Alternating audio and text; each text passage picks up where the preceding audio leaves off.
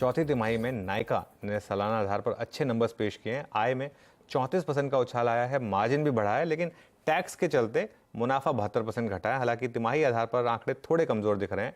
नतीजे और आगे के आउटलुक पर खास चर्चा के लिए हमारे साथ नायका की फाउंडर और CEO फागुनी नायर जुड़ गई हैं। फागुनी जी, गुड मॉर्निंग। शुक्रिया जुड़ने के लिए हमारे साथ। हालांकि आपके नंबर्स को वाई ऑन वाई बेसिस पर कंपेयर करना चाहिए और वो नंबर्स ठीक लग रहे हैं, लेकिन सिक्वेंशियली ये नंबर्स थोड़े से वीक हैं। उसका क्या कारण रहा? एक्चुअली सीक्वेंशियल बेसिस पे इंडिया में अक्टूबर टू दिसंबर इतना बड़ा क्वार्टर है, जबकि सारे फेस्टिवल एक साथ में होते हैं। वेदर यू कंसिडर दिवाली या ईयर एंड पे क्रिसमस वगैरह, जिस पे कंजम्पशन होती है, उस वक्त शादी का भी बहुत माहौल होता है। और उसके अलावा हम लोग ई कॉमर्स में बड़ा सा सेल भी करते हैं। आपको याद है तो नवंबर में बहुत बड़ा सेल होता है। सो ये तो मैंने सालों से देखा है कि जैन फेब मार्च जो क्वार्टर होता है वो हमेशा प्रीवियस अक्टूबर नवंबर दिसंबर क्वार्टर से कम होता है। तो लाइक कंज्यूमर कंपनी में भी जैसे एविडेंस है कि ये तो हमेशा की बात है, वैसा ही है। इसीलिए हम लोग ज्यादा emphasis year on year growth पे देते हैं कि ईयर ऑन ईयर, क्योंकि प्रीवियस ईयर में भी वो क्वार्टर ऐसे ही हुआ होगा। तो ऑन ईयर ग्रोथ पूरा वैसे ग्रोथ काफी इंटैक्ट है, थोड़ा सा फर्क है।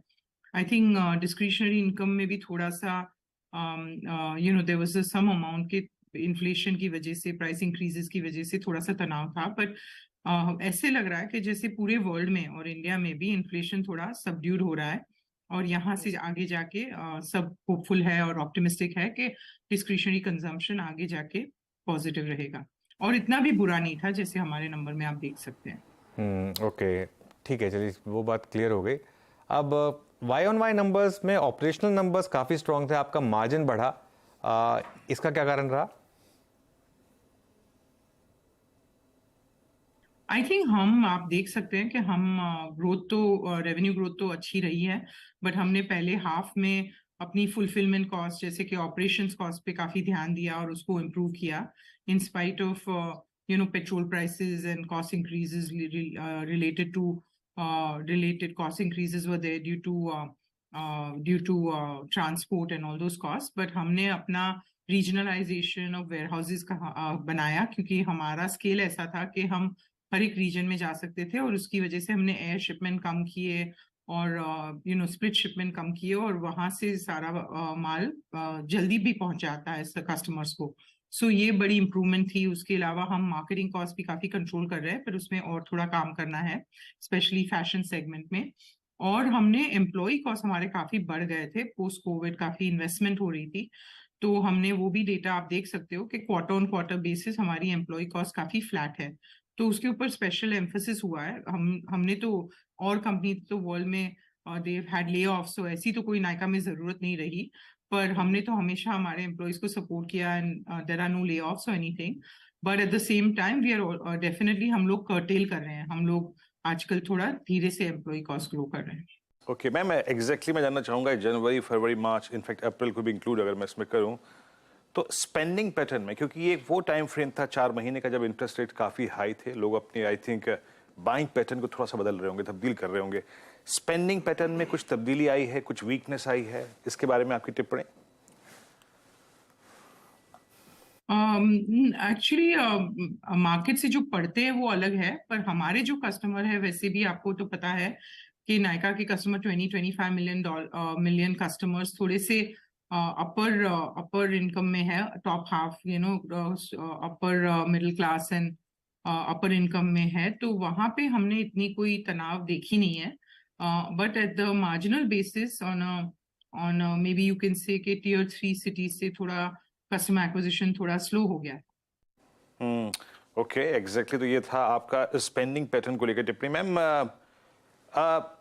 एक प्राइस ड्रॉप को लेकर आपकी राय मतलब क्या है? लग्जरीज के प्राइस में एक प्राइस ड्रॉप की पॉसिबिलिटीज और क्या संकेत मिल रहे हैं आपको?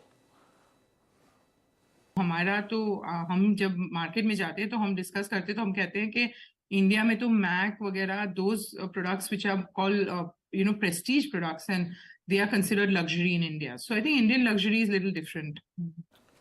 ओके, इंडियन लग्जरीज थोड़ी सी डिफरेंट है। FY24 के लिए फिर आपका आउटलुक क्या होगा फागुनी ma'am? I think outlook to see the main thing is कि there has been like Nykaa ने हमेशा about 30-35% annual growth पे business plan किया है. But कभी-कभी and that is what आप industry research पढ़ोगे तो कहेंगे कि online is growing faster than offline, and because of overall the industry itself is growing at 8 to 10%, but because online offline से faster grow करने वाला है तो उसकी वजह से the online growth can be 30 to 35%. So that is the long term average. कभी-कभी industry is below long term average, कभी-कभी industry grows above long term average. जैसे COVID year में देखो तो I think we grew at 55%, which was definitely above our expectation. So I think the main thing I consider is not so much the near-term growth, but more a long-term growth. And I think about 30 to 35% long-term growth should be possible.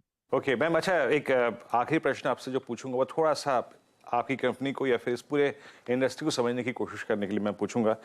ये fashion segment में exactly ma'am, ये जो fashion categories में जिसे कहते हैं, उसमें जो मार्केटिंग स्पेंडिंग जो होती हैं वो इतनी सब्सटेंशियली हाई क्यों होती हैं? और आगे जाके जैसे कि आपने जब अनुज के पहले प्रश्न के एवज में कहा कि आप स्पेंडिंग थोड़े से कम करने की कोशिश कर रहे हैं, रेशनलाइज करने की कोशिश कर रहे हैं, एफर्ट्स पूरे हैं उसमें, ये स्पेंडिंग इतनी हाई क्यों है और आगे जाके क्या ट्रेंड देखती हैं आप?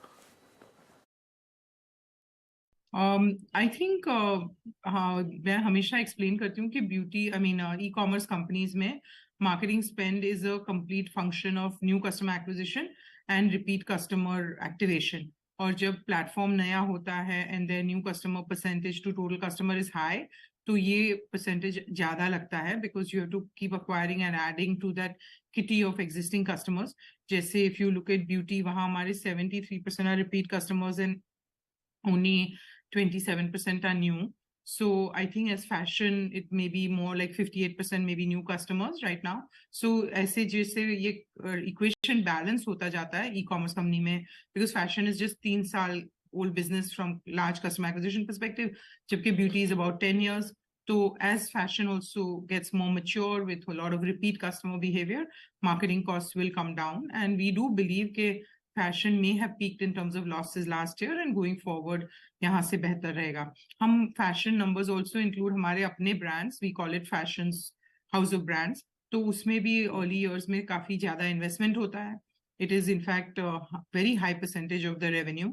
पर जैसे ये brand भी scale करती है तो then you can control that. Okay चलिए फागुनी जी, शुक्रिया आज जुड़ने के लिए हमारे साथ और all the best for next financial year. तो ये बात हो गई नायका की।